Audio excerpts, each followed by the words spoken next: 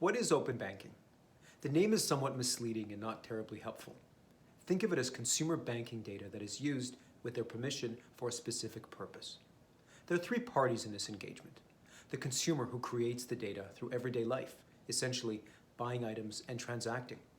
The banks or credit unions, the credit card companies, and others who are part of the system that enable the transactions and store the data. Then there are third parties who are now offering to use the data to do something that's directly valuable to the consumer. Open banking establishes the guidelines for the technical transfer of data through a series of APIs and the legal framework for all this to happen. Legally, these parties can only use a consumer's information if he or she consents. They may only use it for a specific purpose and only for a predefined duration. It's all about a value exchange between the consumer who creates the data and the companies who are offering to do something valuable with it. Do I, as an individual, care if a trusted company or organization uses my data to solve a specific problem that I care about and for which I may be charged? I don't, so long as I can control it and trust in the parties involved. While these are very different domains, the same philosophy can apply to different types of consumer-generated data. Think about education, health, travel, loyalty, insurance, and even driving data.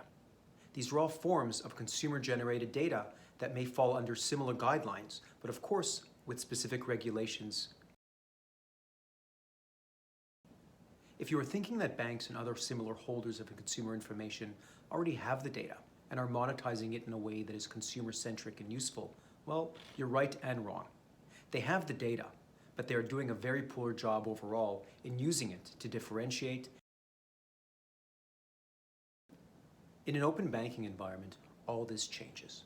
The holders of information no longer have what they have considered to be for many years their prized possession, the consumer relationship, due to the fact that they alone hold the consumer's data. In an open banking world, the consumer can direct their data to be used by other parties as they deem appropriate, and they can benefit from value-added products and services. Open banking has the potential to positively impact consumers nationally as well as internationally. It forces existing players to be far more consumer-centric and thoughtful in terms of how they use the data.